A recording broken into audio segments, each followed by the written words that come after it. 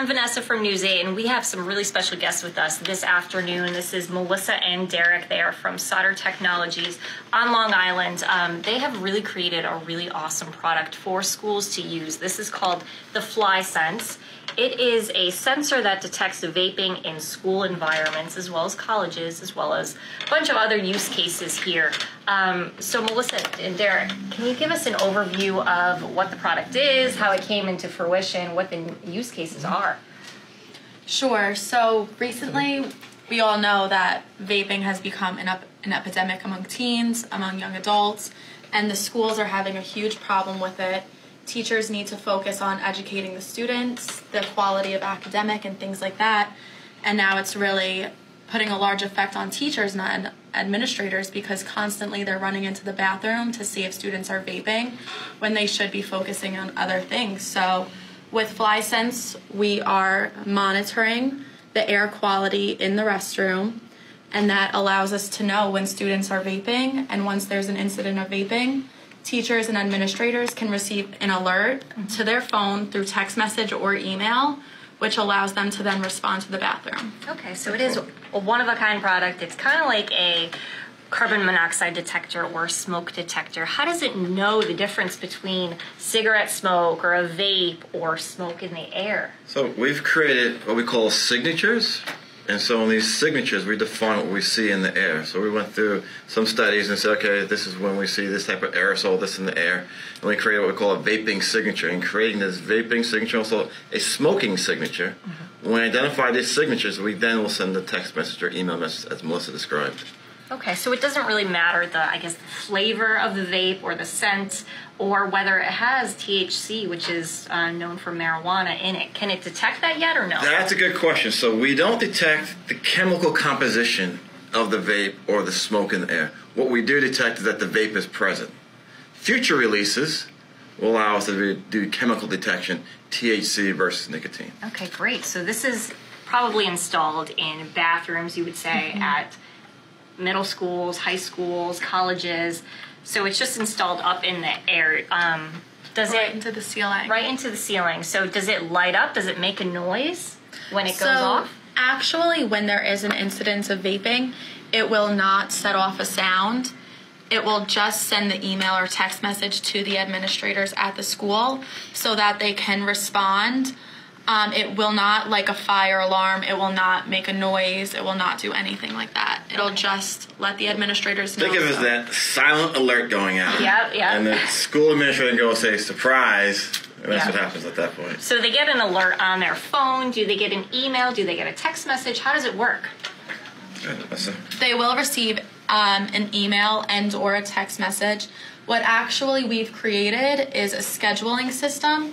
So if one administrator is closest to the female bathroom on the second floor, they can receive alerts in the morning. If someone else is near that restroom later in the day, then with the scheduling system, someone else can receive the alerts just to make sure it's as efficient as possible. Okay, so how many users or administrators can get that alert at one time? Is it just one per? It's unlimited right now. Unlimited. Okay. So there's as many as they want. Whoever wants to share in the wealth of knowledge can get the alerts. Great. And so what we ask that, you can also, I won't say drive yourself crazy, but if you have 12 devices in a school, so you have to be careful. Do you want to get an alert from all 12 devices? Yeah. And have your phone ring all day long.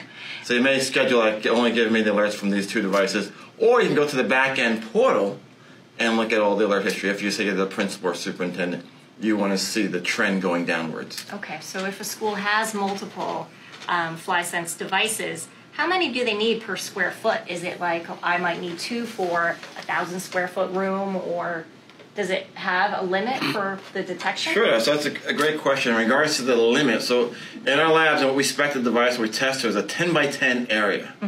I have some schools that have a larger than 10 by 10 area, and they get great results. Okay. Just again, how is air moving at location? Great, yeah, and we were saying, if you're just joining us, this is FlySense. It is a little kind of alarm that is installed on the ceiling of school bathrooms, of different areas within schools for right now to prevent vaping because it is such an epidemic. And there are school systems in Connecticut that are using it. Do you know how many schools are using FlySense in the state? So So we are currently in 11 schools in Connecticut and in 97 schools across the tri-state area. Typically, a school when they install a system, the first 2 weeks is like fishing in a stock lake. They're just catching kids right away, and they're rushing in the bathroom, and it's like, oh, we got you. Yeah. Then once this message gets out to the student population, it then becomes what we call deterrence factor. And the kids are now deterred from going into the bathroom because they know the devices are there, and they're not going to vape anymore. Yeah, so how much does one of these products go for? So one device, they are $995 per device, and then there is a one-time software activation fee of $495. So that's per school. Per device, per school. Per so school. The $495 is per school. Per school. Okay. I mean, that seems like a great investment for a school that's really trying to curb this. I know it is such a big epidemic here in Connecticut as well. Does it has to hook up to the internet, I'm assuming, with this little connection here? Yes. So that is the Power over Ethernet Plus. So the way it works, so that's the network jack that the device is going to get connected to. The device gets connected to your school's network, and then we need that for two reasons. One, for power, and then secondary for communications. And so that's all we need. So if somebody can pull the network cable, we can take care of the rest from our office. Okay, great. That's so all it's has to happen. not totally reliant on just that one thing. Not at all. Perfect. That's great. Another thing that we also have our Soter Technologies grant program, because there are so many schools across the country that are dealing with this, and they just really don't have the funding in order to install the devices. So we have our grant program in order to give funding to these schools so that they can install the devices. That's really nice. That's a great addition. How does someone go about doing that? Do they just visit your website to apply for that type of grant? Yes, so the grant application is right on our website.